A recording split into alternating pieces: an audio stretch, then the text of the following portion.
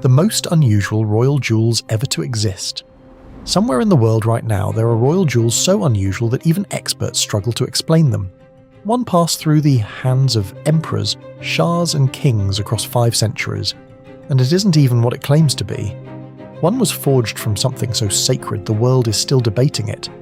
One holds a secret engraved where no one was ever meant to look, and one, worth millions, was designed by a 23-year-old staring out a frosty window on a cold morning. These are the most unusual royal jewels ever to exist, and most people have never heard of any of them until now.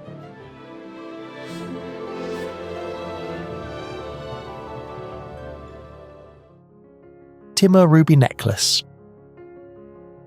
There is a jewel that carries the weight of empires within a single stone.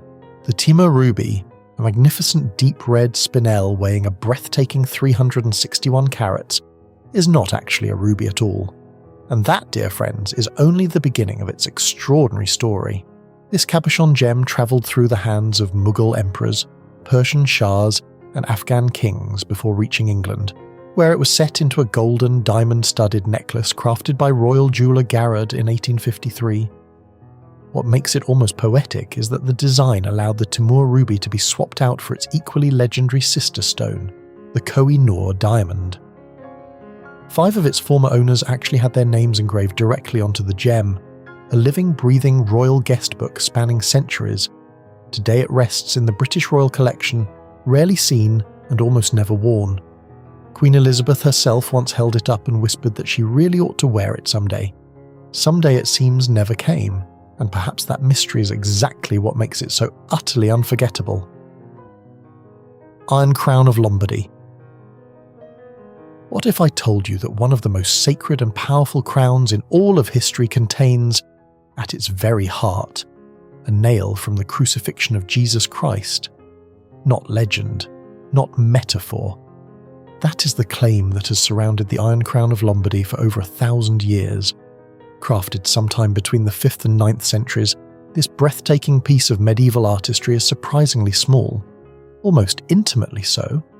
6 hinged segments of beaten gold, adorned with 22 gemstones, deep red garnets, sapphires, amethysts, and even glass, all arranged in the shape of crosses and flowers. And nestled within that golden circlet, a slender silver band just 1 centimetre wide, long believed to be iron forged from the very nail that pierced Christ's hand. Science has since revealed it's silver, but that revelation has done nothing to quiet the reverence. Charlemagne wore it.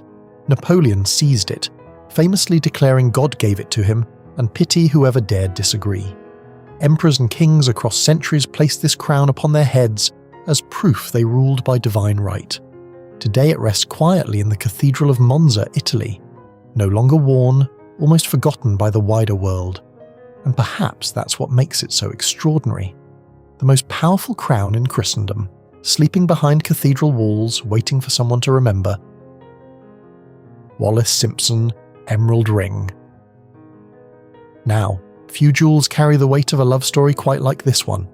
Commissioned by King Edward VIII himself, the man who surrendered his crown for the woman he loved, this extraordinary Cartier emerald ring became one of the most unusual royal jewels ever to grace a human hand. Not because of its rarity alone, but because of everything it dared to represent. At its heart sits a breathtaking 19.77 carat emerald, sourced from Baghdad, where it was literally split in 2, 1 half finding its way onto Wallis Simpson's finger, the other sold to an American millionaire. There's something poetic about that, isn't there? A love story written into the very geology of the stone. But what makes this ring truly unforgettable is its hidden secret, engraved inside the words, "We are ours now 27 times 36. Their initials intertwined with their engagement date, October 1936. An intimate whisper between 2 people the world was watching. Cartier reimagined it again in 1958, resetting the emerald into warm yellow gold, softer, more intimate somehow. When it sold at Sotheby's in 1987 for £1.5 million, the room understood they weren't bidding on a ring, they were bidding on an abdication. Princess Diana Moi Oui.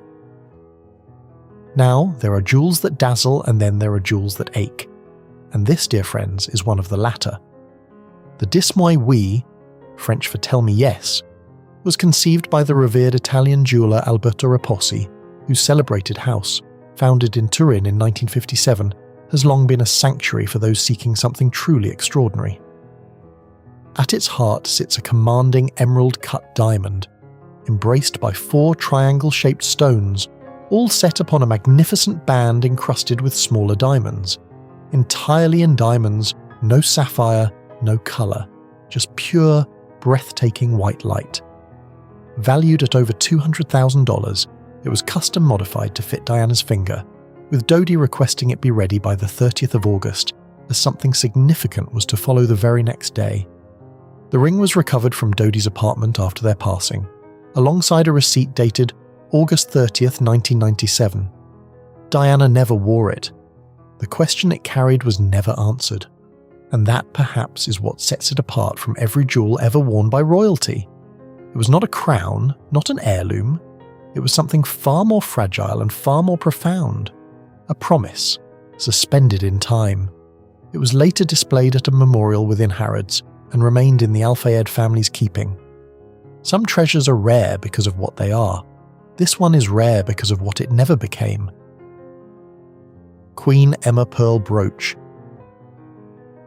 Now this next jewel is one that most people have never even heard of, and that is precisely what makes it so extraordinary. Meet Queen Emma's opal brooch, a breathtaking piece commissioned by Queen Emma of the Netherlands at the prestigious Frankfurt court jeweller Edward Schuurman and Company towards the close of the 19th century.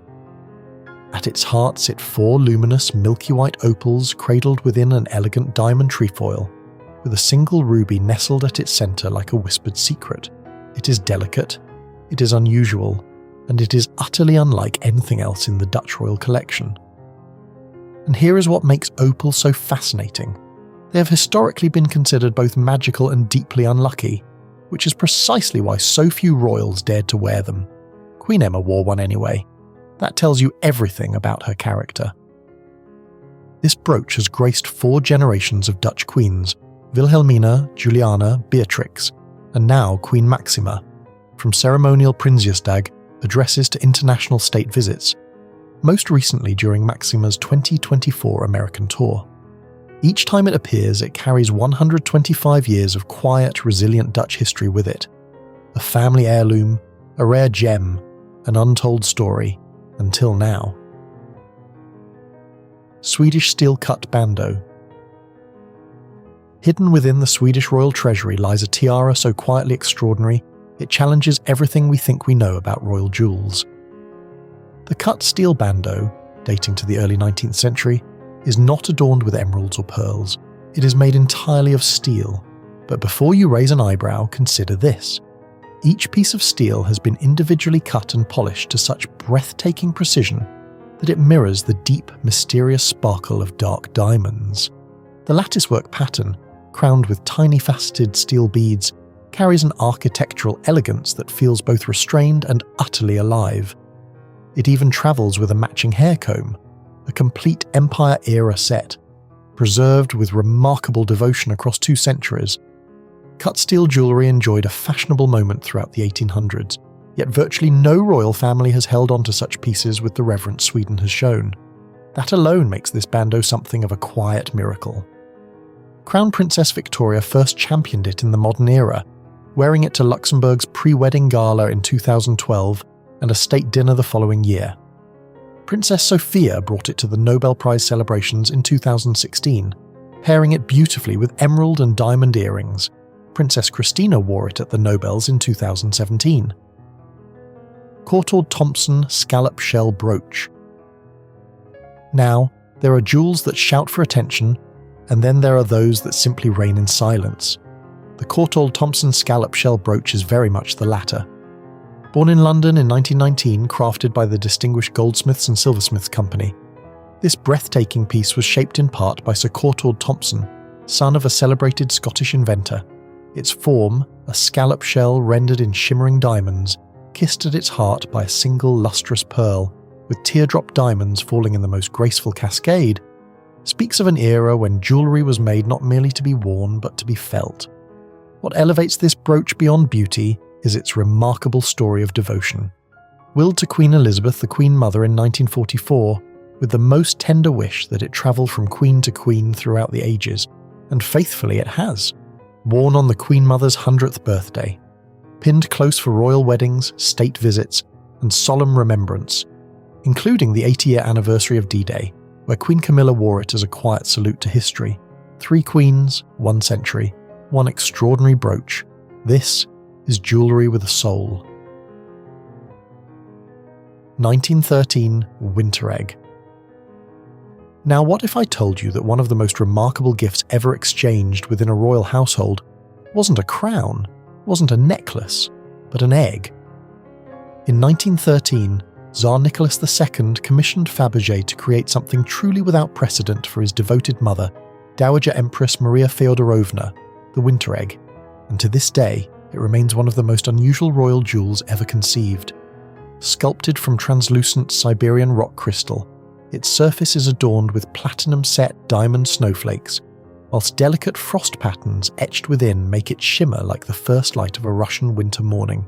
It rests upon a base fashioned to resemble melting ice, and within, nestled as though nature herself placed it there, sits a platinum basket bearing nearly 3,000 diamonds, cradling hand-carved white quartz anemones, the first blooms of spring, with garnet hearts and nephrite leaves. Winter holding spring inside its hands. How poetic. What few know is that this extraordinary creation came from the imagination of a 23-year-old designer named Alma Peel, who drew her inspiration simply by watching frost crystals form upon her workshop window on a cold St. Petersburg morning. Genius, as it so often does, arrived quietly. The egg then vanished from the world's eye for nearly 2 decades, only resurfacing in 1994. And in December 2025, it sold at Christie's London for a breathtaking £22.9 million, a world record, passing once more into a private collection, unseen by the world at large. It was never worn, never paraded, it was something rarer still. It was felt. Thanks for watching. Let us know in the comments below which jewel captivated your interest the most.